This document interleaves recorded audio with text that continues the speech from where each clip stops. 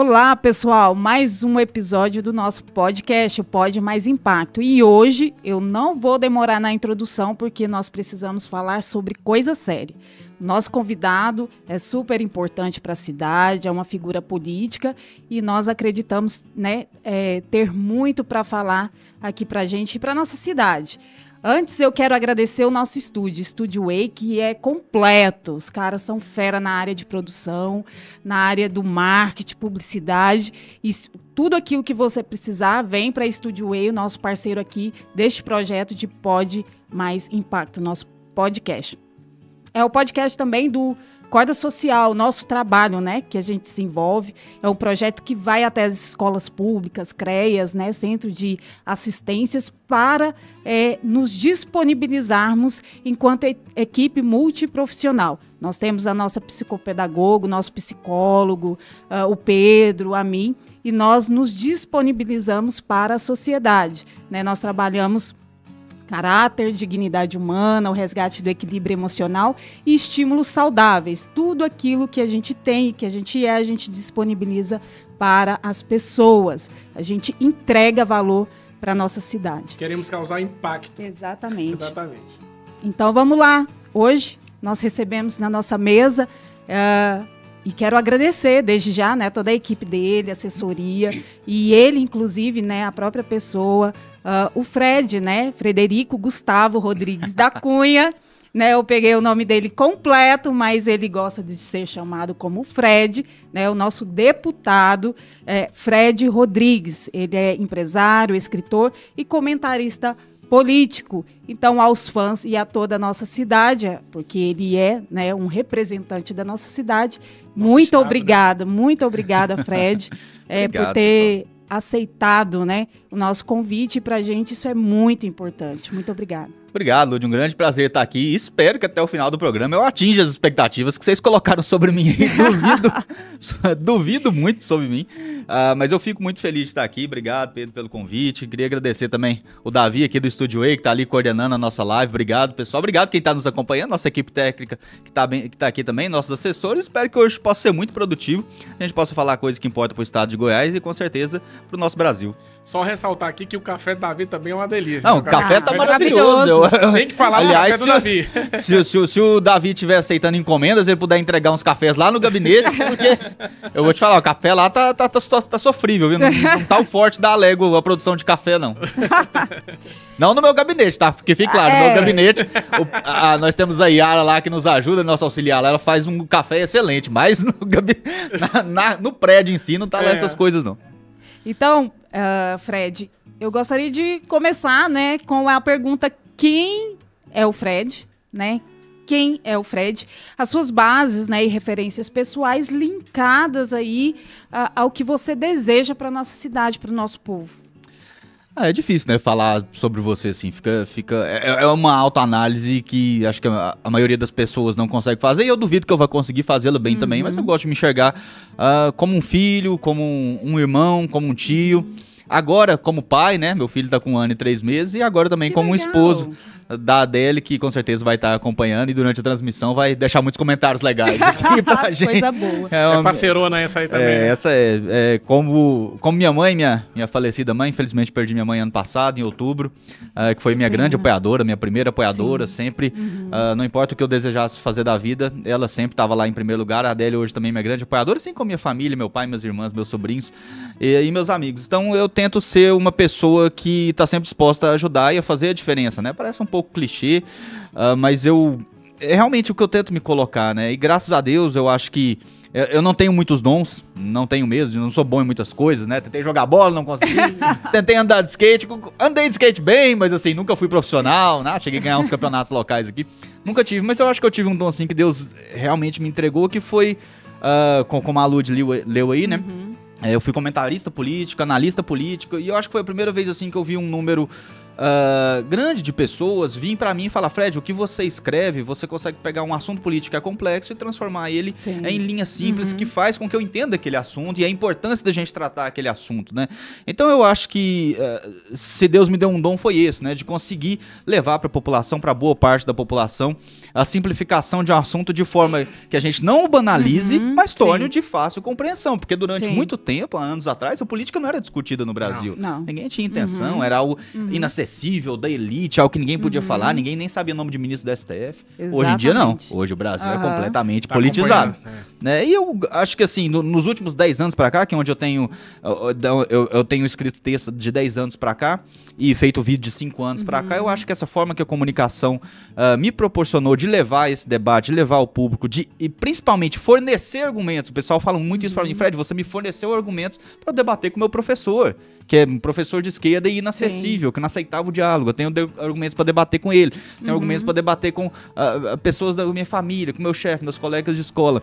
Então eu acho que assim, claro, com muita humildade eu falo isso, não sei se é isso, mas se eu tenho um talento que Deus me deu, eu acredito que tenha sido esse, eu tô muito feliz. Fred, esse dom que você diz aí, eu chamo de dom da palavra. É até um dom bíblico, que é a capacidade de se fazer compreendido. Inspirar, né? Entendeu? Inspiração. Você inspira as pessoas através do seu dom e talento e alcança o coração das pessoas. E esse dom hoje tem sido muito importante. Porque tem pessoas que usam isso de forma técnica, mas não alcança o coração de ninguém. E às vezes, eu conheço pessoas que têm o dom da palavra e às vezes tem pouca instrução, mas tem uma palavra muito forte. Materializar aquilo que a gente fala, né? Então, sente e pensa, né? Isso é verdade. E é curioso, porque foi algo que aconteceu completamente, digamos assim, quase coincidente na minha vida, né? Eu simplesmente comecei a escrever ali no Facebook, outra coisa que a gente vai até falar mais pra frente sobre a importância das redes sociais. Mas comecei a escrever ali despretensiosamente no Facebook, emitindo minha opinião aqui e ali. Depois criei uma página, a página cresceu. Depois, com a ajuda, né, e por influência e quase pedido, assim, do meu amigo Gustavo Gaia, que hoje é deputado federal, ele falou: Fred, você tá escrevendo bem, mas você tem que fazer vídeo, o pessoal tem que ver seu rosto, tem que ver você falando. E o vídeo realmente é uma plataforma que alcança muito mais que o texto, né? Apesar que no texto você consegue ser mais incisivo e dar mais detalhes, o vídeo, ele tem uma propagação hoje muito mais rápido, né? Isso é inegável. E eu não quero abrir mão de nenhuma ferramenta que me permita alcançar o objetivo. Então, sem dúvida, a transição pro vídeo me ajudou bastante. Quero deixar meu agradecimento, que é o Gustavo Gaia, que foi uma grande influência nesse sentido. Então, outra coisa que aconteceu quase que de repente foram os debates, né? Hoje em dia muita gente me reconhece nas ruas ou nas redes sociais por causa dos debates, né? Eu participei em torno de 30, 25 debates na minha vida, muitos na TBC. Quero abrir o espaço aqui para agradecer. Eu assisti muitos. Sim. Obrigado. Eu assisti muitos. Eu quero abrir e como o espaço foi esse aqui para início, agradecer. Fred? Justamente. Assim, pois início de fazer vídeos, de mostrar a cara mesmo. Foi difícil, né? Só voltando aqui para eu agradecer o pessoal da TBC, que eu não esqueço. Porque eles que abriram espaço e acreditaram, né? O Rafael Vasconcelos, Reginaldo Júnior, o grande Paulo Bergs, que hoje eu considero talvez o maior jornalista de Goiás. Então eles abriram um espaço ali dentro da TBC que até então não tinha no sistema goiano de comunicação. E eles abriram espaço para a esquerda e para a direita. E, curiosamente, sempre que a esquerda era confrontada diretamente com as pessoas da direita, eles perdiam. Eles não estavam acostumados a fazer esse debate. Mas, como foi o começo, foi difícil. É difícil você sentar, é difícil você escolher os equipamentos. Até estava falando com o Davi, né, que está coordenando a nossa live. Cheguei aqui hoje já super interessado, porque toda essa construção que eu já passei por isso, já fui atrás de equipamento, já fui atrás de estúdio, de regular a luz, de controlar o OBS. Então eu sei como é difícil, é algo difícil, mas que ou você dá o primeiro passo ou você vai ficar preso. Tem muito aquela questão da será que eu consigo? Será que eu consigo? E uma vez eu escutei uma frase assim, que me marcou muito, que o feito é melhor do que perfeito. Então eu gravava às vezes um vídeo 10 vezes, 15 vezes. Hoje em dia não, hoje em dia eu sento e gravo de primeira. E não quer dizer que ele ficou perfeito. Não, mas ele vai ficar de primeira e é aquilo ali. E tá naturalmente o que eu falei. E eu vejo, hoje em dia, tem os vídeos gravados no computador, aquele vídeo que eu gravei 15 vezes atrás, o 15º take tá muito pior do que os que eu gravo de primeira hoje. Porque com o tempo você acaba se acostumando, você acaba falando, você pega isso. Então hoje em dia eu já consigo, por exemplo, sobre um determinado assunto, falando sobre o assunto, eu consigo passar uma mensagem quase tão expansiva, quase tão completa, quanto a que eu passaria escrevendo um texto sobre aquela mensagem. Né? Mas isso foi dedicação, pro pessoal que está nos assistindo e quer começar a falar, comecem, não espere ficar tudo perfeito, não espere você ter a melhor câmera, o melhor microfone, a melhor iluminação, comece a fazer, e com o tempo você vai tendo essa progressão natural. Mas, Fred, eu acredito que tenha algo diferente, né? Porque não é qualquer um que vai fazer isso e se tornar um Fred, né? Olha, eu acredito que realmente nós temos os propósitos, né? Eu não quero falar assim necessariamente, não tente porque isso aqui não é só pra você. Você só vai descobrir conseguindo. Ou você só vai conseguir tentando. Né? Explorando. Assim como o trabalho de vocês, não é qualquer um que faz. Há muitas pessoas, às vezes, bem intencionadas, às vezes muitas pessoas querem ver aquela situação de dificuldade ali. Mas aí você tem que ter a disposição, você tem que ter a paciência, você tem que ter o conhecimento, você tem que ter a experiência. Então, o trabalho de vocês eu não conseguiria fazer, de forma alguma, né? Mas, Fred, eu acho que tem uma coisa extremamente importante, e eu acho que é um dos seus diferenciais, do Gustavo, que você falou, que é a respeito do conteúdo, tá? Uma vez eu falando sobre liberdade de expressão, antes de a gente falar liberdade de expressão, eu coloquei duas questões. As pessoas querem ouvir o que eu tenho para dizer, né? Porque não adianta só ter liberdade de expressão, o que eu tenho para falar, né? E daquilo que o meu coração tá cheio. Eu acho que o diferencial de vocês está nisso. Tá? Vocês têm o que falar e vocês são aquilo que vocês falam. Porque tem muita gente que se disfarça, faz curso de oratória, de palestra, coach, faz um monte de coisa e não dá a audiência, o conteúdo. A gente conversa até com os meninos do estúdio. O cara tem todo o dinheiro, tem toda a estrutura, mas ele não tem o conteúdo. E vocês têm esse diferencial. Eu acho que o conteúdo, Pedro, você falou muito bem, ele é muito importante, né? Claro que o recado que eu dei aqui para a pessoa começar a produzir não é necessariamente sobre política. Às vezes a pessoa quer fazer um podcast sobre esporte, sobre jiu-jitsu. Naquilo que ela é boa, né? Sim, eu falei o conteúdo, a minha dica aqui foi estritamente no quesito técnico, né? Digamos assim, equipamental da situação. Não fique se segurando, porque você não tem os melhores ferramentas ainda, vá produzir. Mas o conteúdo, se você quer falar sobre política, assim, como qualquer assunto, ele é essencial. E é um conteúdo que talvez muitos me conhecem agora, alguns já acompanham meus textos de 10 anos atrás, mas é algo que eu já venho estudando há pelo menos 15 anos. Né? Eu tenho 38 anos hoje, eu me interessei por política muito cedo, com 18, 20 anos eu já lia diariamente sobre política. Em 2005, eu tenho que fazer uma confissão aqui, né? Muita gente não sabe, mas muita gente sabe que eu já falei isso abertamente. Mas minha primeira eleição, meu primeiro voto, que foi em 2002, eu votei no Lula. Nós vínhamos ali de 8 anos que eles chamavam de direita, hoje a gente sabe que não é direita, que é o do governo do PSDB, né? Onde o FHC ganhou nos 2 primeiros turnos a eleição que ele disputou contra o PT. Houve sim um avanço significativo no Brasil, mas muito no quesito econômico. Mas para quem vê o PT hoje, que é sempre que a gente fala desse partido, a gente já associa a corrupção, associa a roubalheira, associa a completa irresponsabilidade com gastos públicos, as pessoas têm que lembrar que nos anos 90 o PT não era isso. O PT era o paladino da justiça. Era quem viria salvar o Brasil de toda a destruição econômica, dos apagões, da corrupção. O PT era um partido extremamente anticorrupção. Qualquer indício de corrupção num governo, eles abriam uma CPI, eles forçavam uma CPI. Então quem vê o PT hoje nem acredita nisso, né? Porque o partido está completamente jogado na lama. Eu acredito, e aqui eu falo isso abertamente, que muitos nomes do PT daquela época discordam do que foi o PT no governo, né? O PT de oposição, eu acho que talvez até tinha alguns nomes ali, realmente tinha alguns nomes ali que queriam combater a corrupção. Mas a partir do momento que eles chegaram no governo, foi completamente diferente, né? Então, acredito que até hoje ainda há nomes, talvez alguns bons nomes assim dentro do PT, pessoas coerentes, pessoas que podem sim buscar defender o bem. Mas a alta cúpula, esse pessoal que está no governo, a gente já sabe. Tanto tem histórico de governo, quanto tem histórico de atuação, pra gente ver. Mas então, voltando ao assunto, é um assunto que eu sempre estudei, que eu sempre me interessei, que demora muito para você aprender, principalmente durante o tempo em que eu estudei através da mídia tradicional, que a mídia tradicional ela vai te oferecer a mensagem filtrada com o conteúdo que ela quer te passar, né? Então, da mesma forma que hoje a gente vê a Miriam Leitão escrevendo sobre despiora, né? Ou falando, o desemprego vai aumentar, mas saiba por que isso é bom. Né? Basicamente, isso aqui é algo explícito de algo que eles faziam implicitamente antigamente. E era assim que a gente tinha essa informação. O que me libertou realmente foi a internet, foram as redes sociais. Foi aquela noção de você ver um post sendo publicado ali na página do Estadão, na página do UOL, que é do Grupo Folha, falando sobre um determinado assunto e você discordar e de repente você desce na seção de comentários e você vê um monte de gente discordando igual a você. Né? Então eles dão o anúncio lá, por exemplo, saiba porque o mensalão nunca existiu, saiba porque Lula não estava envolvido no mensalão. E um monte de gente, não, todo mundo sabe, não tem como um escândalo de corrupção acontecer dentro do governo, pegando até o ministro-chefe da Casa Civil sem que o presidente saiba. Né? Até o Dirceu, que era o ministro-chefe da Casa Civil, foi condenado. Né? Então as pessoas ali concordavam comigo, e eu pensei, nossa, eu não tô sozinho, tem muita gente no Brasil que pensa igual a mim, porque até então, se você lesse só a opinião da mídia, você pensava, essa aqui é a opinião de todo mundo. Então, isso realmente fortaleceu. Outra coisa que fortaleceu bastante, e aqui eu sei que é realmente algo que nem todo mundo tem a condição de ter, e eu fui, de certa forma, um privilegiado, mas um privilegiado não por privilégio, mas pelo trabalho árduo dos meus pais, que foi ter o domínio do idioma inglês, né? Minha mãe, desde pequeno, com 9 anos, minha mãe já fez questão, e eu lembro do esforço, a gente morava lá no Novo Horizonte, e eu lembro que era não era nem uma escolinha, era uma moça que tinha vindo dos Estados Unidos, e ela dava aula na casa dela mesmo, então minha mãe me levava e voltava, 1 quilômetro subindo, 1 quilômetro voltando. Tadinha da minha mãe.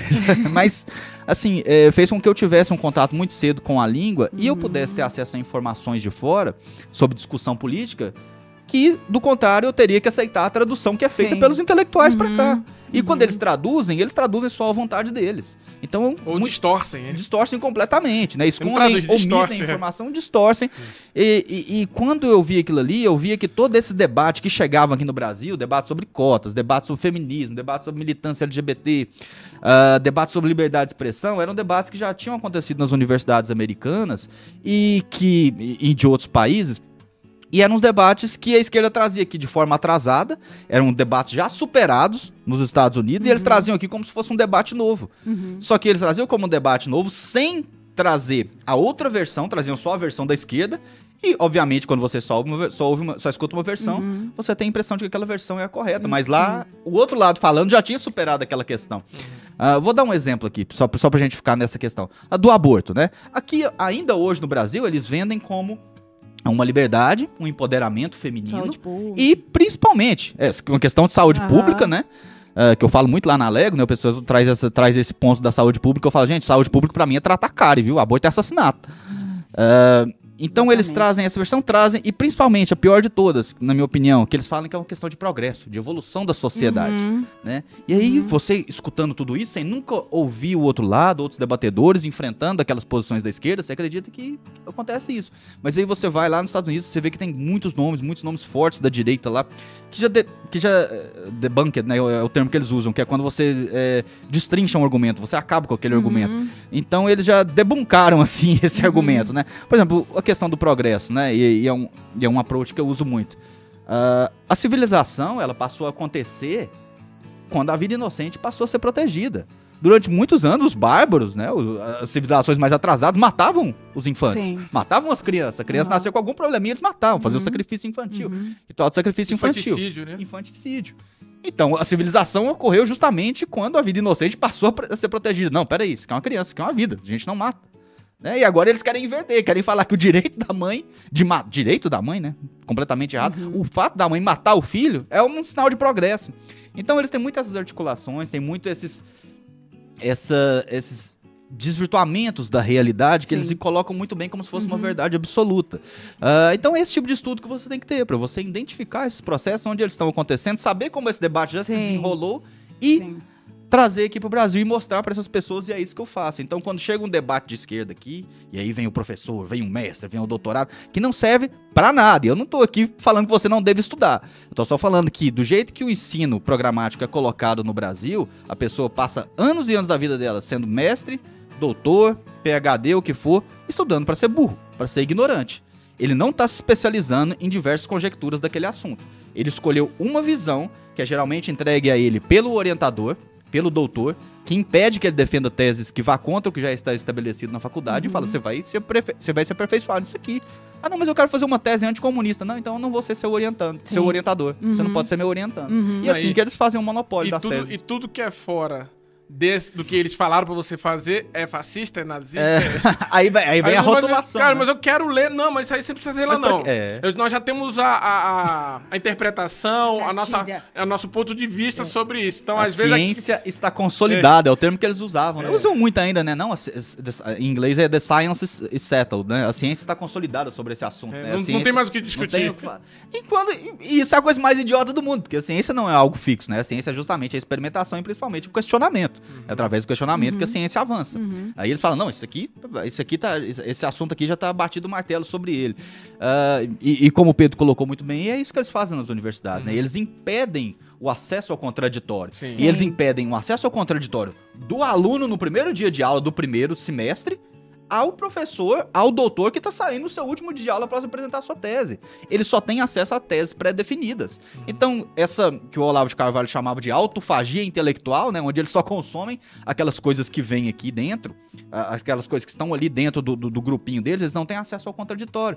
Às vezes o cara vira doutor num assunto que ele não sabe que já foi que já foi aniquilado esse assunto, essa visão sobre o assunto há muitos anos atrás, muitas décadas atrás. E o que você atribui assim, a essa fácil manipulação também? Por que as pessoas são tão fáceis de manipular? Hoje em dia, com as redes sociais, cada vez mais difícil fazer essa manipulação. O Brasil teve um despertar político, né, um reset cultural e político assim, gigantesco nos últimos 10 anos, que a gente não poderia prever. Já a manipulação e a dominação completa no meio cultural, midiático e acadêmico que a esquerda fez, ela é um conteúdo, ao contrário do nosso aqui, que foi quase sorte, esse despertar. O programa de manipulação e de dominação de mentes que a esquerda preparou para o Brasil e para o mundo inteiro, ele vem desde os anos 60. Começa muito com o escritor Antônio Gramsci, né, que foi uma pessoa que estabeleceu a condição de que nós precisamos do comunismo, nós queremos defender o comunismo. E aqui eu não falo comunismo como estatização de propriedade, distribuição de riqueza. Isso não é comunismo, pessoal. Isso não é mais. Nunca foi, na verdade. Né? O comunismo é um sistema cultural de opressão e principalmente concentração de poder. É só isso. O comunismo... Aí vem muito, né? Só um parênteses aqui, porque eu vejo muita gente que se acha inteligente. Você tá combatendo o comunismo. O comunismo nem existe mais. Isso é coisa da Guerra Fria. O cara se acha intelectual falando nisso, né? Ele não entende. O comunismo não é aquela questão de estatização dos meios de produção mais. Não é distribuição de riqueza. Né? Hoje em dia, o comunismo é um sistema opressor de concentração de poder. A China é completamente comunista. Os dois maiores cargos da China de poder em ordem são, primeiro, presidente do Partido Comunista Chinês. É o cargo mais poderoso da China. Segundo é o presidente da China. O cargo mais poderoso é do presidente do Comunista Chinês. E, curiosamente, são as mesmas pessoas. É a mesma pessoa, é o Xi Jinping. Ele ocupa os dois cargos. Então, e a China, se você olhar pelo padrão econômico, ela não é nem um pouco comunista. Ela vende e compra do mundo inteiro. Sim. Então, o pessoal tem que entender isso. Entendendo isso, você vai ver a visão que Gramsci teve. Ele sabia que a dominação não seria mais feita através do combate entre burguesia e proletariado. Da luta armada, né? A luta armada, perfeito. A luta armada estava abandonada, ela não funciona mais. Por quê? Ele percebeu que não fazia sentido, principalmente dado as benesses como que o capitalismo estava trazendo para o mundo inteiro, você tentar jogar patrão contra empregado, ou perdão, empregado contra o patrão. Porque o empregado estava passando a ver o patrão como uma forma dele melhorar de vida.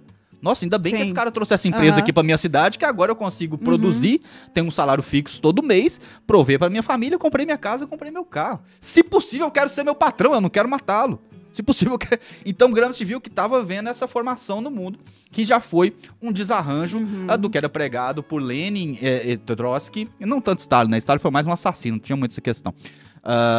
Por Lenin, Trotsky e através dos escritos de Marx e Engels. Eles viram que isso não adiantava mais. O que Gramsci fez? A dominação não vai ser por aqui. A gente vai ganhar essa batalha sem dar um tiro. Começaram a infiltrar nos meios culturais. Começando pelas universidades, editoriais de jornais, redação cultural de jornal, meio midiático, porque a partir do momento que você pega os meios de produção de educação, de formação de profissionais, automaticamente você pegou a educação, assim que esse profissional sai dali, ele vai para uma redação de jornal. Ele sai da redação, ele sai daqui, ele vai virar um artista, né? Então você começou a controlar os meios de produção de informação e de influência da sociedade. Eles fizeram isso e eu converso com muitos jornalistas, né? Minhas irmãs são jornalistas, minhas irmãs são relativamente mais velhas que eu. Elas não gostam que eu use essa palavra, mas assim, quando eu nasci, minha irmã mais nova tinha 18 e a mais velha tinha 20. Então elas estudaram nas universidades na década de 70 e 80. E elas falavam, não, naquela época eles já empurravam Gramsci pra gente. Então você imagina, eles estão empurrando Gramsci há 60 anos, né? E antes delas, na década de 60 começou. Então tudo isso... É uma forma de consumir, isso. de ir mudando as pessoas sem elas perceberem, né? Justamente, né? Transformá-la numa socialista sem elas perceberem que são. A parábola do sapo em banho-maria, né? Você coloca o sapo, você joga o sapo numa panela de água fervente, assim que ele cair, ele já pula. Agora, você coloca o sapo numa panela de água fria ou morna e vai esquentando aos poucos, ele fica ali até ser cozinhado. Então, muitas pessoas só tiveram esse despertar quando elas viram que elas não poderiam mais questionar ideias de esquerda. Elas chegavam numa universidade, né, e a universidade era completamente tomada, e a pessoa normal, o pobrezinho, o simplesinho, o brasileiro médio, falava, eu sou contra o aborto. Aí já vinha um intelectual, mas isso é uma ideia fascista, machista, isso é uma ideia atrasada, retrógrada, você defender, você mulher sendo contra o aborto, isso é um direito que nós progressistas, o nome é progressismo, tá? Tudo isso que eu falei que o nome é progressismo que eles usam hoje em dia. Aí chegava o progressista, não, aí nossa, mas eu não quero matar meu filho, não quero que minha netinha que vai nascer seja morta, é uma vida. Então eles transformaram essa proibição de você defender o diferente e o contraditório. E Fred, isso é tão desse jeito mesmo, que até nas igrejas, né? Até no meio cristão, infelizmente, eu comento muito com o Pedro, a gente consegue ver, né, tudo isso dentro de igrejas, conseguiu entrar por exemplo. dentro da igreja. É porque o plano de Gramsci, e aqui a gente já faz uma abertura também para a escola de Frankfurt, que foram já outros intelectuais, né? Adorno, Marquise, Horkheimer. O Horkheimer, tô tentando lembrar o nome do Horkheimer. E então são pessoas assim que fizeram... A gente não pode pensar que são pessoas idiotas, tá? Não. Eles são muito maus. Não, são muito engenhosos. Mas assim, são pessoas que sem dúvida estão com a inteligência acima da média, a ponto de ter poucos nomes na direita capazes de fazer frente intelectual a essas pessoas. Exatamente. Então são pessoas que elaboraram um plano assim de ação não a curto prazo. Eles não queriam pegar um negócio para daqui a 2 anos. Quando o Gramsci escrevia, ele não falava numa dominação em 10 anos, não, ele falava de gerações, 100 anos. Assim como Marx. Marx estabelecia metas realistas para o comunismo para 300 anos. Né? Então são pessoas que estão dispostas a esperar para fazer o estrago. Né? Enquanto a gente, muitas vezes da direita, é instantâneo, a gente quer instantâneo, quer pra amanhã, elegi um presidente, ele não fez tudo que eu queria, meu Deus do céu, mesmo jogando contra todo um sistema que tá há 60 anos sendo preparado. Aí, esse cara é um traidor, eu não sei o quê, aí já começa a comprar as narrativas da imprensa, ele pegou joias, então assim, é muito difícil o trabalho nosso de ter resultado. Né? Graças a Deus, como eu disse, a nossa emancipação política, digamos assim, que a esquerda teve uma emancipação política, foi quase que por milagre. Eu considero uma intervenção divina, onde as redes sociais permitiram que a gente fizesse em 5 anos o que eles fizeram em 40. Não quer dizer que não estou falando do domínio, mas estou falando de espalhar informação para um número suficiente de pessoas conseguir reconhecer que estavam sendo dominadas. Que a principal coisa é você perceber que está sendo dominado. E assim, agora fazendo aqui uma autoanálise da minha participação nos debates, que as pessoas... Eu tenho curso superior, eu formei em Direito, mas eu nem fui buscar meu diploma. Eu nunca me vi atuando na área do direito, né? Aí as pessoas perguntam, nossa, Fred, você foi debater outro dia com meu professor, que é mestre, que é doutor em Direito, e ele vive moendo a gente lá na sala e tal. Muita gente fala isso, que eu já debati com muitos professores, e depois os alunos vêm falar comigo. Aí, qual que é a sua formação? Não tem essa formação, não tem uma formação acadêmica, né? Aí as pessoas, como que você se dá bem? Por que você se dá bem em cima de doutores e mestres? Aí vem aquilo ali que eu falo, quando eu quero fazer uma sátira, eu falo, eles estão estudando para ser burros, eles estão realmente estudando, se preparando para ser burros, mas a grande questão é que eles não tiveram acesso ao contraditório durante toda a sua formação acadêmica. São até vítimas, elas também são vítimas desse processo. Eu acredito que são vítimas, mas eu acho que eles têm a capacidade que muitos não têm, que eles deveriam ter a noção do que está acontecendo para poder se libertar. E eles escolhem não, eles escolhem ficar estagnados no lugar. Então esse professor, ele foi, como eu disse, do primeiro dia de aula ao último dia seu em preparação, falando coisas que os outros queriam que ele falasse. Então ele simplesmente concordava. Replicou. Isso, era aquele conceito ali de você me dá um tapinha nas costas, eu te dou um tapinha nas costas. Minha posição sobre esse assunto é essa. O outro cara que deveria elaborar uma tese contraditória, né, fazer antítese, ele fala a mesma coisa. Então não tinha o debate nas universidades. E aí, de repente, ele sai e é colocado num programa de TV com uma pessoa que, modéstia à parte, estudou tudo que ele sabe. Isso porque é fácil, porque eles têm um meio muito conciso, muito pequeno de acesso à informação. O ponto de defesa deles é sempre o mesmo, do militante mais de rua ao intelectual, o ponto de defesa é o mesmo, é a mesma linha, só muda alguns termos rebuscados. Então ele tá encontrando com uma pessoa que sabe tudo que ele sabe e sabe refutar tudo que ele refuta. E sabe refutar tudo que ele vai apresentar, porque eu me preocupei em ler o que já foi refutado. E esses assuntos, como eu disse aqui antes, mais cedo no programa, eles já foram debatidos em outros países. E foram vencidos. Então o cara chega lá e ele não acredita. Ele realmente entra num choque. Alguns eu já vi entrar num choque de realidade. Porque não tem nada que ele diga pra mim, ou pelo menos 99% das coisas que ele diz pra mim, eu consigo refutar com bases em autores que talvez ele conheça, mas ele deliberadamente escolheu não ler. Porque o autor era apresentado pra ele como um autor fascista. E tudo aquilo ali que ele acreditou a vida dele inteira, que ele moldou a vida dele em torno daquilo ali... É uma mentira. É uma mentira. Fred, eu tive uma experiência muito dentro do que você tá falando aí, né? Uma vez a Ludmila fazia um curso aqui no centro, na Avenida Goiás, né? E aí, às vezes eu ficava esperando ela terminar o curso e tinha aquele chorinho aqui na Rua 3, com a Goiás, né? E eu encontrei duas amigas, né? Era a Dane e a amiga dela, que era uma moça branca, eu não lembro muito bem o nome dela. E aí eu lembro que a gente estava sentado conversando, e aí o secretário municipal de promoção de igualdade racial nos abordou, perguntando se a gente não queria tirar uma foto com uma atriz dessa emissora grandona aí, bem famosa, e ela estava lá mesmo, né? Mas aí eu comecei a observar que ele só estava indo nos negros. E ele não convidou a moça que estava com a gente branca, chamou só eu e a minha amiga, né? E eu olhei aquilo ali, mas aquilo me deixou tão incomodado, porque eu pensei assim, mas... Tá, eu já sofri um pouco de racismo, mas eu não quero virar um racista. Eu não quero fazer o que algum idiota fez, né? E aí eu vi que ele só tava indo nos negros, e eu tava querendo escrever um livro, e eu não conseguia passar da primeira página. E eu comecei a escrever o livro, a partir dali eu consegui concluir. Porque eu não queria ser aquilo. E aí eu vi nisso aí que via essa manipulação toda que você contou. Queriam me jogar contra as pessoas, né? O próprio Gramsci falava, e é muito interessante trazer esse assunto, né? Porque eu não sei quando o programa vai ser transmitido, mas hoje é o dia da consciência negra. Dia da consciência negra, né? Dia 20 de novembro, que eles comemoram como se fosse, se eu não me engano, eles escolheram a data da morte ou do nascimento do Zumbi dos Palmares, né? E é curioso, eu já trouxe esse debate com muitos professores de federal, Zumbi tinha escravos. O Quilombo dos Palmares era completo de escravos. As pessoas escapavam, os escravos saíam das fazendas, chegavam até lá achando que iam ser bem recebidos por ele, mas ele estabelecia lá uma casta. Zumbi achava que ele era filho de um rei africano, ou se apresentava como tal, e lá tinha hierarquia. Ele era o rei e tinha os escravos. E um dia eu falei, tinha um professor lá, e o assunto nem era esse, mas o professor, mestre da UFG, entrou nessa história, mestre em história. Ele entrou nessa história.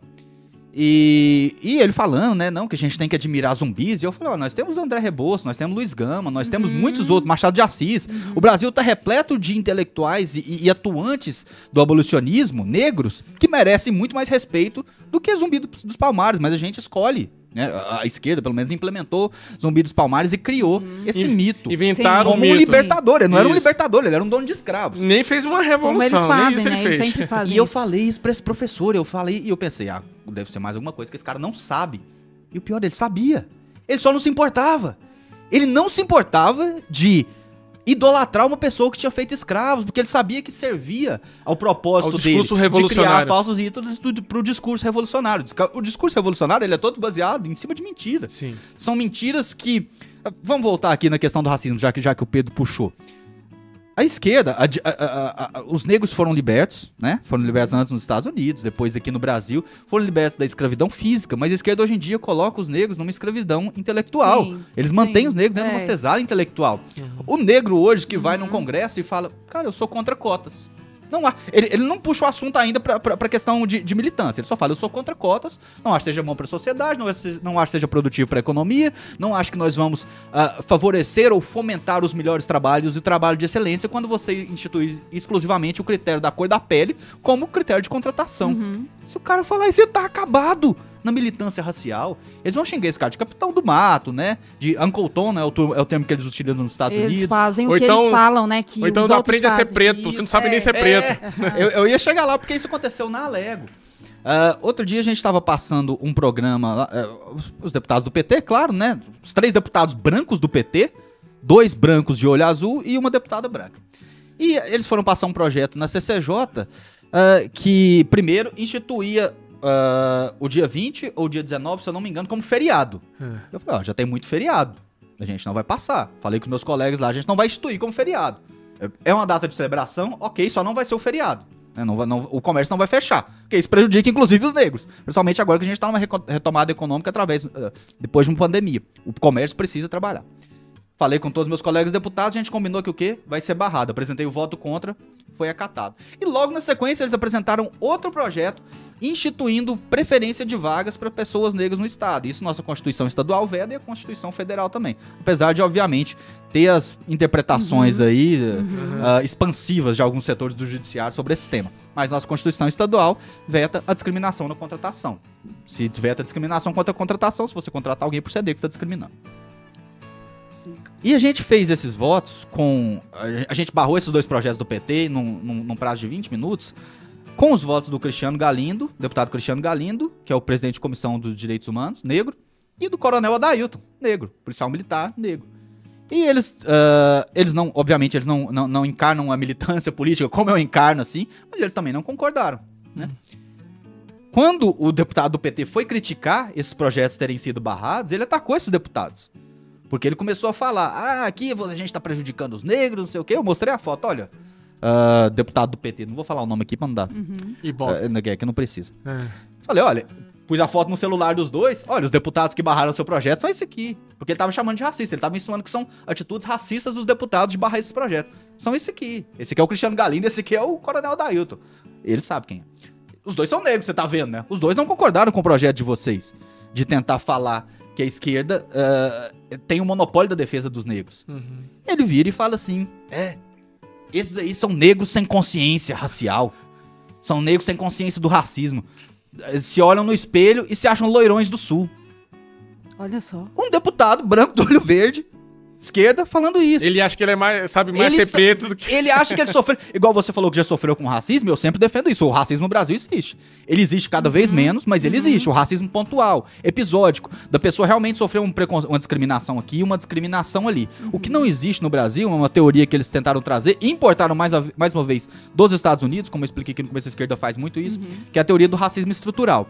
O que é o racismo estrutural? A sociedade inteira brasileira é formada e fomentada para ser estruturalmente racista.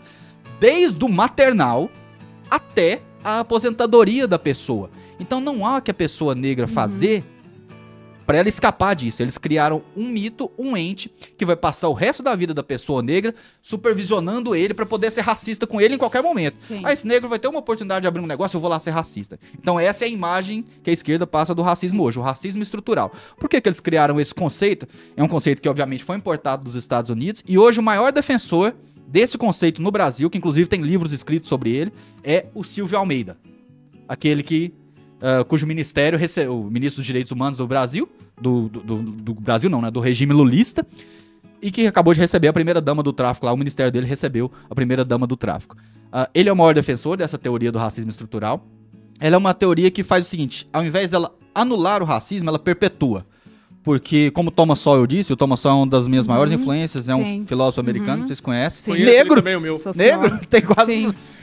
Eu diria que hoje ele é o maior titã intelectual vivo, assim, de direita, de esquerda. Ele nem se coloca no espectro da direita, mas hoje é o maior titã intelectual vivo é o Thomas Sowell. Sem dúvida. O que ele fala, assim, ele fala uma coisa que você pensa assim, rapaz, mesmo. Eu nunca tinha visto isso, esse trem tava na minha cara, o tempo inteiro esse cara falou. Então procurem Thomas Sowell, tá, pessoal? Mas voltando, o Thomas Sowell fala que o racismo, ele existe, mas ele tá morrendo, ele tava em aparelhos. Ele é mantido vivo pelos agitadores raciais e pelos militantes raciais, que precisam que o racismo se perpetue. Se o racismo deixar de existir, a militância racial acaba. Exatamente. Quem vem de balde não quer acabar com a goteira. Então, o que eles preferem? Que a sociedade brasileira, como já estava fazendo, se adapte, acabe com o racismo, inclusive através do humor, fazendo piada de branco, piada de negro, piada de nordestino, piada... Que eu sou a favor da piada. Piada, inclusive, é um jeito leve de você mostrar o quanto o racismo é uma coisa ridícula, né? Você debocha daquilo ali através da piada, mas eles proíbem, inclusive, as piadas e querem perpetuar através do racismo estrutural. Porque o racismo estrutural, o que ele permite? Permite que se crie políticas públicas. O que faz a política pública? Dinheiro. Sim. E você joga bilhões e bilhões do orçamento que é quase infinito, porque é só aumentar imposto, bilhões e bilhões do orçamento nacional para grupos de militância racial que dizem estar combatendo o racismo, quando na verdade estão perpetuando através de uma teoria estúpida, de uma teoria ridícula do racismo estrutural. Dentro do que você está falando, você coloca a sociedade uma com a outra, que eu acho que é o alicerce do marxismo, né? É a base. Você precisa dividir a sociedade em classes e colocar uma com a outra. Então, é para manter o discurso. E aí eu acho que o maior desafio nessa nossa batalha, eu me vejo como um cristão, né?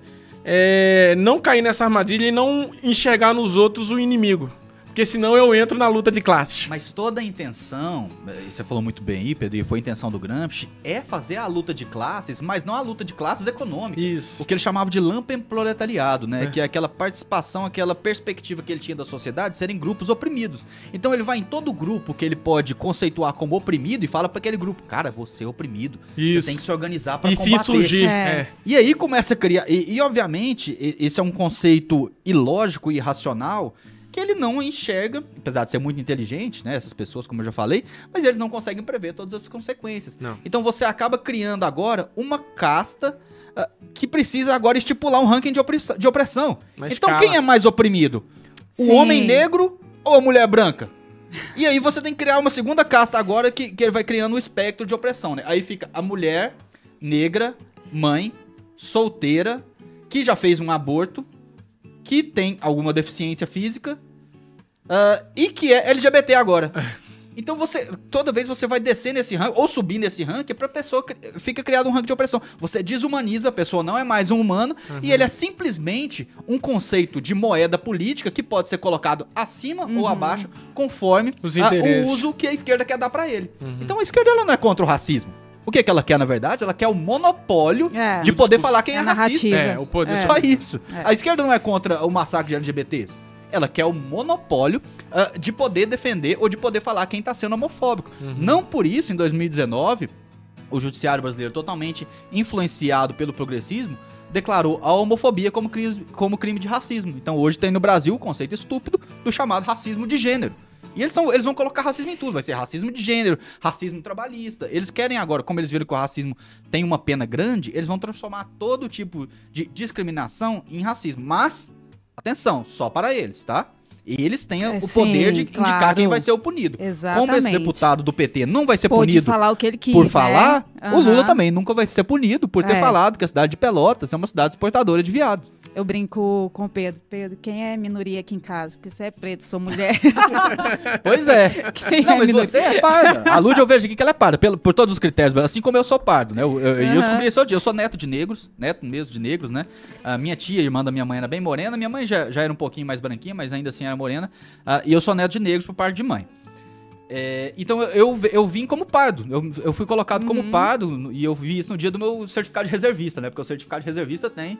Eu peguei e falei, rapaz, nem eu sabia, que massa. Então, pra mim não faz diferença nenhuma de denominação. Exatamente. É só uma classificação. Só que tem outra coisa, e eu trouxe essa questão do pardo por um critério ardiloso que a esquerda assusta na hora dela fazer as defesas do porquê o racismo estrutural existe.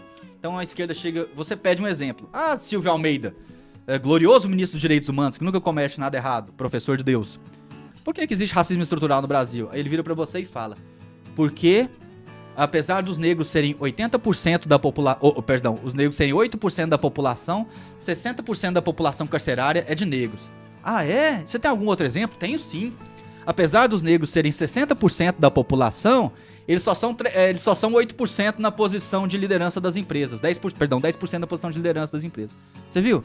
Então, no primeiro exemplo, ele colocou os negros como sendo 8% da população, né? E no segundo exemplo, ele colocou os negros como sendo 60% da população. Vocês entenderam o que ele fez aí? Somou os pardos. Eles trocam os pardos de lugar. Quando eles precisam falar que os negros estão sendo super deles, representados, né? eles tiram os pardos que deixam com 8%. Quando precisam falar que os negros estão sendo desrepresentados, aí eles adicionam os pardos. Como maioria. É o pardo de Schrödinger, né? Fica a critério da esquerda para onde o pardo vai. Então todo o conceito do racismo estrutural no Brasil é baseado nessa falácia. E ninguém tem coragem de mostrar isso. Outro dia chegou uma lei lá pra gente, não vou falar obviamente quem propôs, porque a gente tá negociando para que essa lei não seja passada dessa forma, que infelizmente no corpo da lei eles já aceitavam o racismo estrutural como um critério factual. A sociedade brasileira é estruturalmente racista. Eu tive que ligar para algumas pessoas e perguntar, pessoal, qual a estrutura do estado de Goiás que é racista mesmo? Só para eu saber? É a Assembleia? É o gabinete de quem? É o governo? É porque eu tenho que colocar aqui para falar quem... Aí, de repente, ninguém achava qualquer estrutura que o racismo estrutural existia, sabe? É alguma escola? É porque a gente tá passando uma lei aqui de racismo estrutural, mas vocês não me apontam uma estrutura do estado de Goiás que é racista. Tem alguma aqui que uma escola que um negro não conseguiu se matricular, um negro não pode ser eleito político, um negro não tá conseguindo um cargo no governo. Então eles aceitam isso que a esquerda passa, porque vem, obviamente, através da influência da mídia, como verdadeiro. Sim. Mas o trem não resiste, é uma mínima análise. Olha aqui só. Em 30 segundos a gente destruiu o racismo estrutural.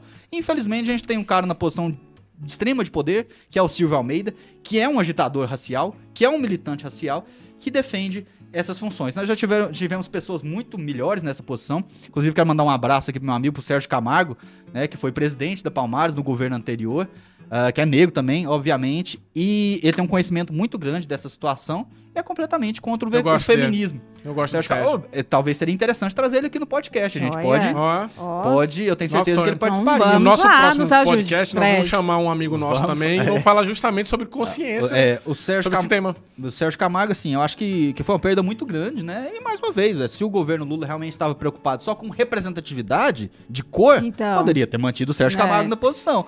Por que não tá? Porque a representatividade, a defesa dos negros está em segundo lugar. Se eles tiverem que escolher entre defender um negro, defender a esquerda, eles sempre vão defender a esquerda. São os negros, sim. É o negro deles, né? Isso, é o negro deles, né? Como eu disse, a gente conseguiu libertar, a sociedade libertou os negros da escravidão, mas a esquerda fez questão de colocá-los numa senzala intelectual que é muito... Eu não vou dizer que é muito pior, é difícil você falar, obviamente, da escravidão física, mas que é extremamente nociva e que não deixa de ser um tipo de escravidão. É porque ela gera ódio nas pessoas. Gera ódio. Eu vi alguns vídeos nos Estados Unidos que me deixaram preocupado.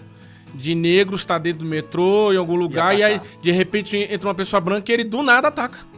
Do nada. Começa com ofensas e a pessoa não fala nada, se levanta e vai lá e nocauteia as pessoas. Eu falei, eu não quero virar isso. Eu não quero me transformar nisso. Isso, Pedro, infelizmente é um tipo de comportamento que agora está derramando para as outras militâncias, né? Sim. Aquele assassino, né, que era um trans e que invadiu uma escola cristã 2 meses atrás e matou, se não me engano, 5 ou 6 crianças. Ele deixou um manifesto, né? Um manifesto sobre por que ele estava fazendo aquilo, que a mídia americana não divulgou. Escondeu. Só foi divulgado agora. E ele mostra ali todo o ódio que ele tem do cristianismo. Por quê? Porque a esquerda, para ela conquistar essas minorias que ela julga como oprimidas, ela precisa antes instigar o ódio no coração delas. Fala, vocês são oprimidos por causa do cristão, vocês são oprimidos por causa da pessoa branca, então vocês são oprimidos por causa do capitalismo, né? Por causa do que eles chamam de homofóbicos, né? Então, por causa do homem hétero branco. O homem hétero branco cristão é hoje o demônio. Mexe com a estrutura, né? Emocional da Só que, pessoa. olha que curioso. O homem hétero branco cristão é hoje o demônio na visão da esquerda. É que as militâncias todas têm que se reunir pra combater. O que o Lula é? Homem hétero branco e se diz cristão. A única incongruência aqui de todo o processo é o cristianismo, que eles nunca abraçam. Eles só falam que são cristãos pra enganar, mas eles não são cristãos. Vou falar do nosso patrocinador, Eucar Veículos. Quero que vocês vejam lá, né, no @Eucar Autoservice, do nosso amigo Tomás. Joga lá, né, no Instagram, procura Eucar Autoservice, que tem tudo para o seu auto, né, tudo para a questão do seu automóvel. Também o Encanto Kids, a loja também, né, do Tomás. A loja tem tudo para você, para moda, né? Moda infantil, tudo que você precisa para suas crianças, o Mundo Kids, @encantokids.ofc, eles fazem entrega, do RN, né? Recém-nascido até 18 anos. Então, são as lojas aí do nosso parceiro, nosso amigo Tomás, Encanto Kids e Eucar Veículos, com Eucar Veículos. Conheça, né, as lojas do nosso amigo e fale com ele. Quero também deixar para você gostaria até de pedir, né, ao deputado para reforçar, contribui com o nosso projeto, né? O Pix Social é cordasocial@gmail.com. Nós carecemos de muita ajuda, de recursos financeiros mesmo, né? Nós estamos num momento que a gente realmente precisa de ajuda de estrutura financeira para continuar com os nossos trabalhos, porque tem escolas, né, indo até a gente para que a gente seja parceiro, mas se a gente não tiver condições, infelizmente, a gente não consegue atender. E assim, a nossa equipe, né, a Fran, Luiz Goulart, o Pedro, eu e mais outros parceiros, né, são, graças a Deus, nosso conselho, né, empresários, pessoas muito importantes e pessoas que estão aí, né, em loco, no front, são pessoas profissionais de altíssimo nível. Nós precisamos de investimento financeiro. Então, por favor, se você puder contribuir com o projeto Corda Social, @Corda Social, e conheça o nosso trabalho.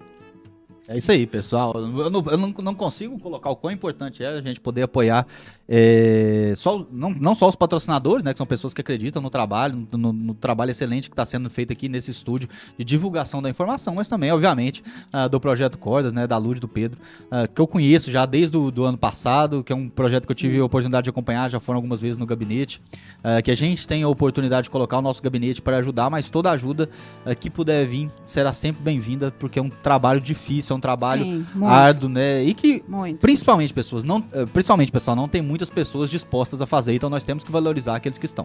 Exatamente. Eu ia falar um pouco, eu tô estudando psicologia, né, e existem os ídolos da academia, né, que é Michel Foucault, Pierre Bourdieu. E Pierre Bourdieu, pra mim, é um daqueles caras que fala da violência simbólica, que vem muito dentro do que você falou. Então, e eles são todos marxistas, né? Tudo que representa a cultura ocidental, o cristianismo, aquilo que nós queremos como os valores e princípios, ele já é a violência simbólica. E é aí que vem o racismo estrutural, o machismo estrutural, todas essas coisas. E a gente observa que quando você questiona eles, as pessoas ficam ofendidas. E às vezes você nem falou pra pessoa, nem ofendeu, ela só fez uma crítica aos teóricos críticos, né? E as pessoas se sentem ofendidas e elas partem pra ofensa como se fosse um criminoso. Um nível de doutrinação que tá hoje no meio acadêmico. Principalmente, e o pessoal tem que tomar muito cuidado com universidades, viu? Eu falo muito mesmo pros pais, porque não foram não foram 2, não foram 3, não foram 4... pais que chegaram em mim e falaram: Fred, depois que meu filho entrou na universidade, eu perdi meu filho. Nós também. A gente ouve muito isso. Eu acho que isso, nós assim que temos contato direto com pessoas, a gente escuta muito isso. Pessoal, vocês não têm ideia o quanto é comum. Então, se você mandar seu filho para uma universidade federal sem antes vaciná-lo ou vaciná-la dos perigos do progressismo, seja comunismo, militância racial, feminismo, extremamente perigoso o feminismo hoje em dia. Simone de Beauvoir, né? O feminismo, eu vou nem falar feminismo radical, porque feminismo pra mim sempre é ruim, né? As conquistas que eles estabelecem como sendo deles, na verdade, foram conquistas naturais da sociedade, que o feminismo ou atrasou ou simplesmente sequestrou pra si. Usurpou. Isso, então se você não tomar cuidado, hoje em dia, com meu filho, eu preocupo muito se eu vou mandar ele para uma universidade. Primeiro que não tem nenhum conhecimento ali, obviamente, que ele vai adquirir, que ele não possa adquirir de outro lugar. Né? Alguns dos maiores intelectuais que a gente tem no mundo, tanto no Brasil quanto lá fora, são pessoas que foram autodidatas, que simplesmente adquiriram. Claro, se você fosse um médico, você obviamente vai precisar ir para uma universidade, mas mesmo assim tomando cuidado, porque a doutrinação já chegou inclusive no curso de medicina. Mas se você for trabalhar em outras áreas, né, do direito, das ciências humanas, eu não acho que hoje em dia seja necessário você ir para uma universidade ou vá para lá sabendo que você vai enfrentar um ambiente completamente hostil, não só a você, mas à verdade. É um ambiente onde eles se dedicam a combater a realidade todos os dias, né? E como o Pedro falou, eles creem tanto no que é passado ali pra eles que eles estão dispostos a agredir as pessoas que simplesmente têm uma opinião contrária. Eles fazem uma mistificação, eles criam uma idolatria desses autores, sem saber que boa parte das ideias desses autores já foram refutadas, ou refutadas por intelectuais naquela época, ou refutadas agora, né? Você falou, eu esqueci o nome do marido do Voar.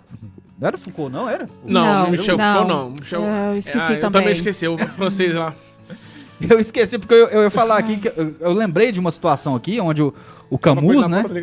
O Albert Camus, que é um escritor, um excelente escritor, onde eles realmente tiveram essa briga naquela época ali, nos anos 50, porque alguns escritores, alguns intelectuais franceses insistiam em defender o comunismo. Mas o Camus, assim como outros, já tinham sim percebido que o comunismo era uma máquina de matar, era uma máquina genocida. E eles tiveram essa briga com os intelectuais daquela época. O tempo provou que o Camus estava certo, tanto que a União Soviética caiu e nós tivemos mais de 60 milhões de mortes na China comunista, que era defendido por esses intelectuais. Então, se eles brigavam com os amigos deles, os parceiros intelectuais deles daquela época, eles não vão brigar com vocês. Isso é só pra gente ter uma noção aqui de como esse pessoal tem a total capacidade e a disposição de tentar fazer inimigos na sociedade, né? E, obviamente, como eles querem fazer a ruptura familiar, eles querem colocar pais contra filhos. Então, a ruptura do núcleo familiar é o mais interessante hoje em dia para o método de ensino que é aplicado nas universidades. O filho tem que primariamente se contraditar com o pai, tem que ir contra os anseios, os valores e os princípios do pai. Principalmente quando o pai tiver valores da civilização ocidental cristã. Então, quando você entende até onde eles estão dispostos a ir, você não se surpreende muito quando eles começam a brigar com um desconhecido que está simplesmente contraditando as ideias deles. Agora eu vou achar o nome desse cara aqui. Enquanto isso, eu quero falar sobre mais um profissional aqui, que é o Paulo Vitor, da Ali Corretora de Seguros, @Ali Corretora de Seguros, especialista em vida. Se você precisa aí, né, de fazer o seu seguro, então vá até o Paulo Vitor, que ele trabalha, né, se você parar de trabalhar hoje, como que fica essa questão, né, a sua renda. Então, tudo que você precisa saber sobre essa questão de seguro de vida, fale com o Paulo Vitor, da Ali Corretora. Vai lá também, ele está no Instagram. E graças a Deus nós temos também pessoas, né, que nos assistem, né, de outras cidades, por exemplo, Morrinhos, minha cidade natal. Quero até mandar um beijo para todos ali. E Filemon Eletricista também, ele nos procurou, é um parceiro, né, que gosta aí do Cordas, é assíduo, vê tudo que a gente faz, compartilha.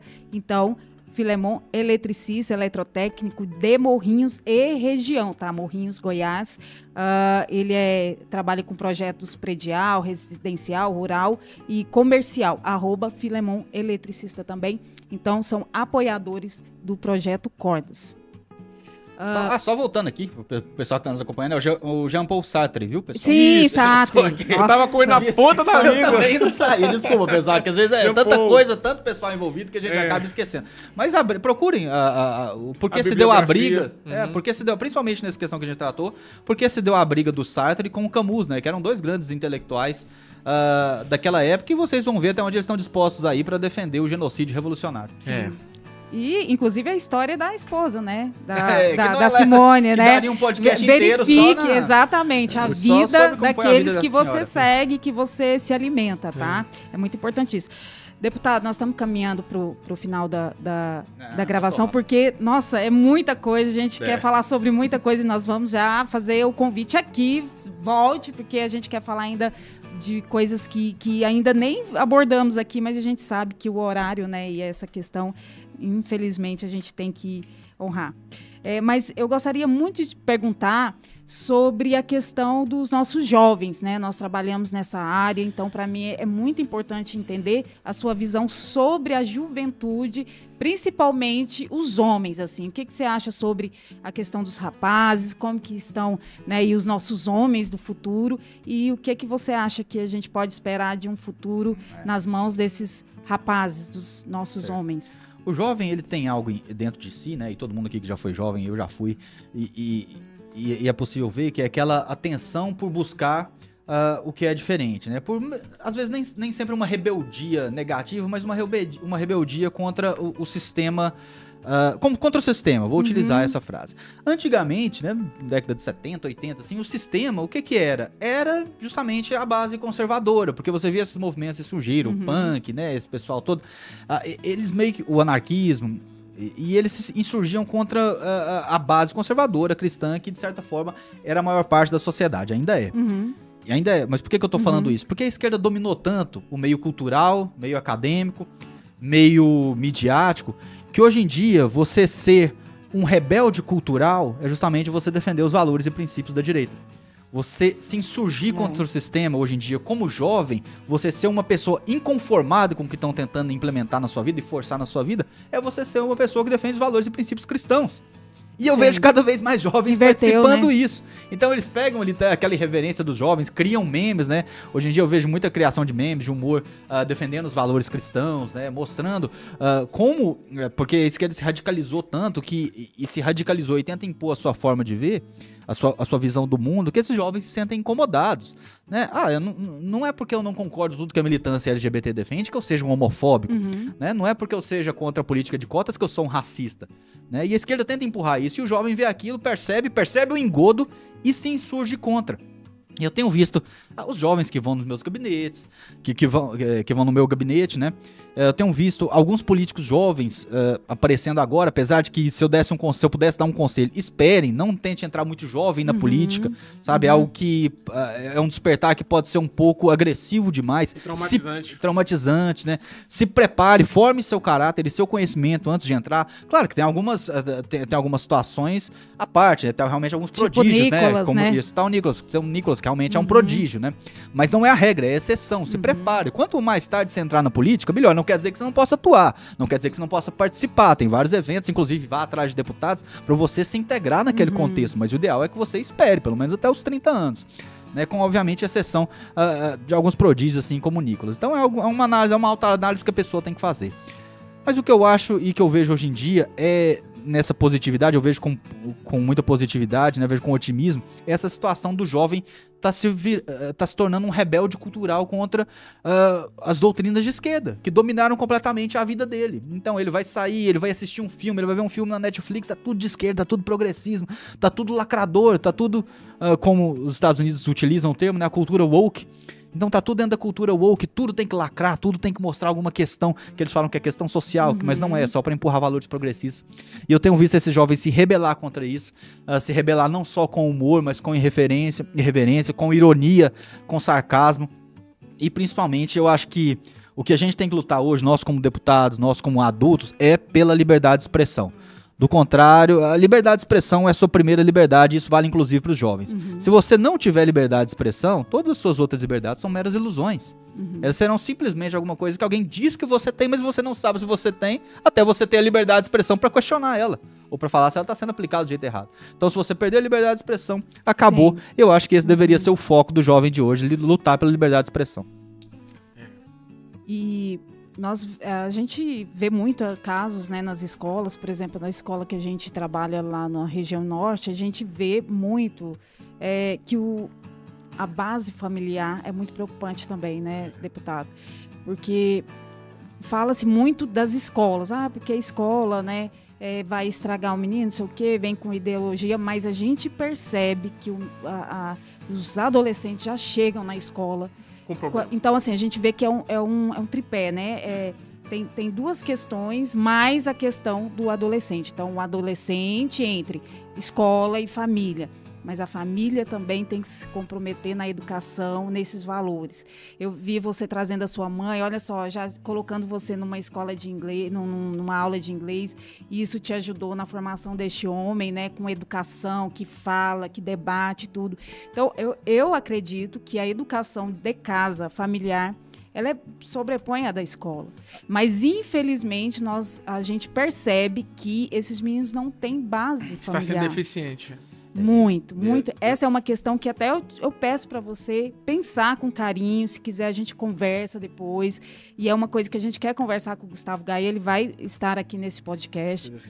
Sim.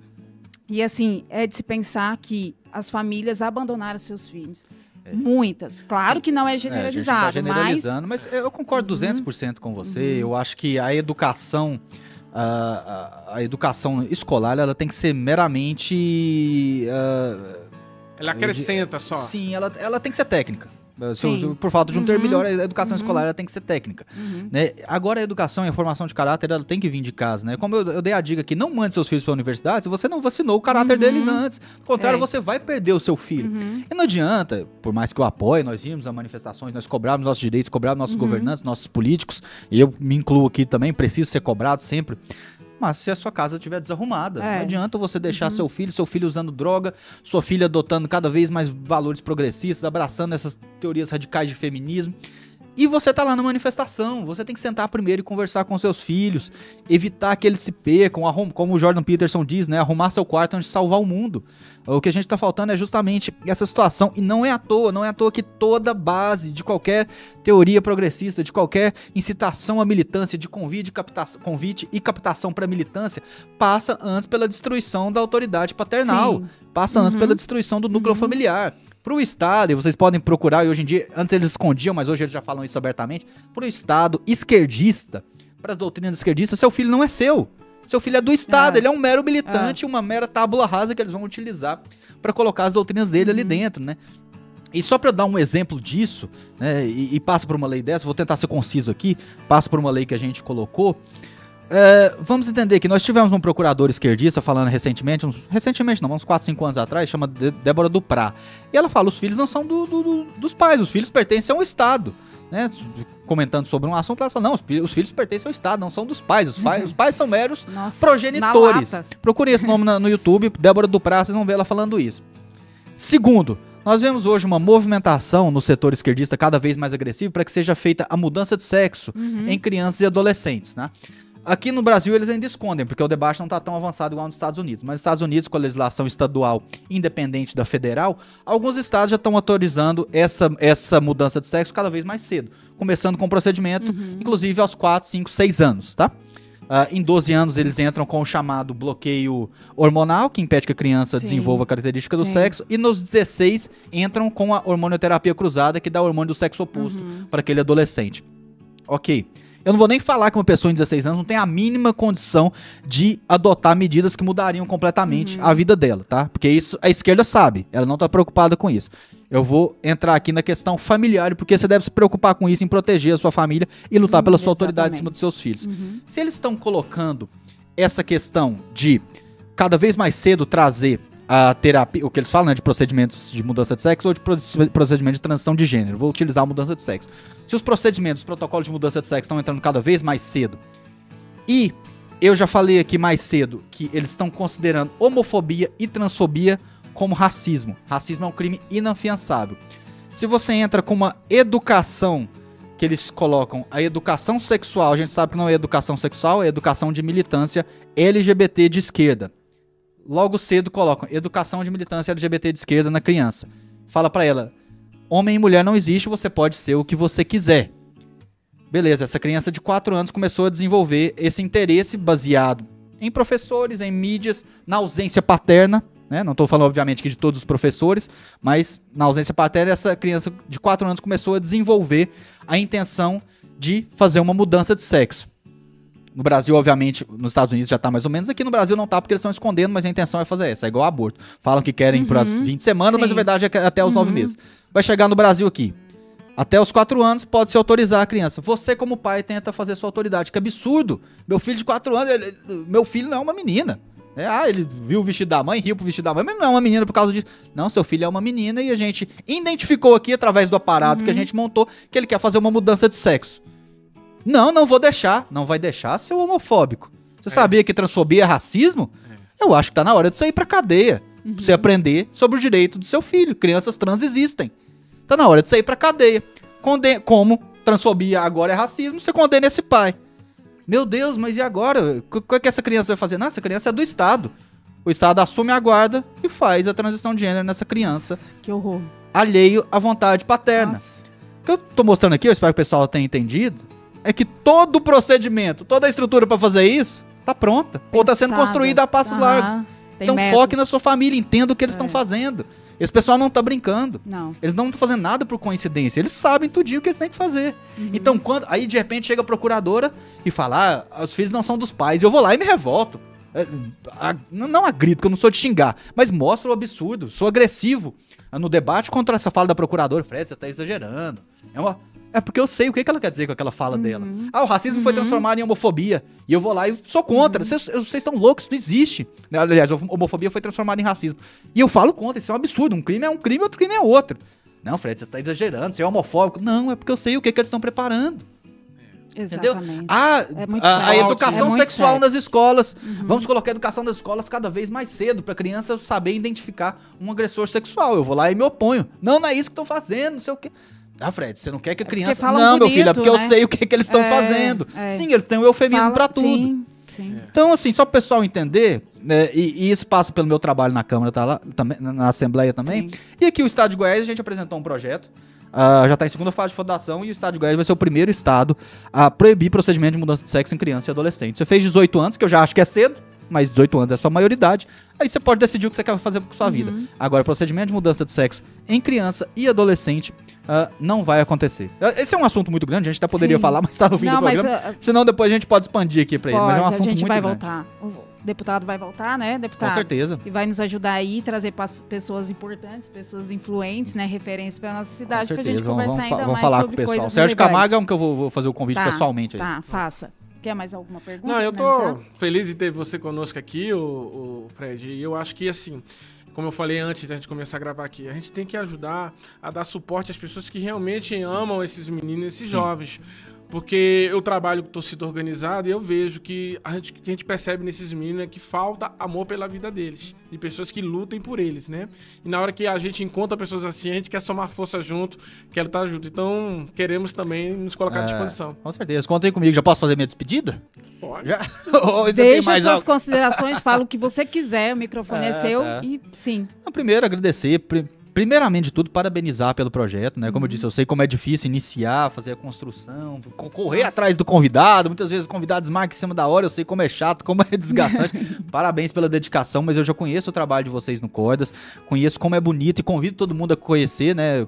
No nosso Instagram a gente vai deixar a divulgação mais uma vez para vocês conhecerem e contribuírem o trabalho que a Lud e o Pedro, e obviamente tem mais pessoas envolvidas, né? Mas aqui representadas por vocês, a Lud e o Pedro fazem com esses meninos é algo sensacional, é algo assim indescritível, né? A mínima ajuda que a gente dá lá não é nada perto do que eles se dedicam todos os dias, né? O nosso trabalho como político, às vezes, ele é mais de divulgação e é mais de amparo, porque o trabalho duro mesmo, o grosso do trabalho está sendo feito por pessoas assim que dedicam suas vidas a isso, né? Então eu sinto muito feliz que vocês me escolheram, né? Como, digamos assim, um parceiro para poder ajudar, e eu estou muito feliz. O gabinete meu é a casa de vocês, que vocês precisarem da nossa equipe de assessoria, de correr atrás de outros deputados. Eu já falei e reforço aqui que a gente vai estar sempre à disposição.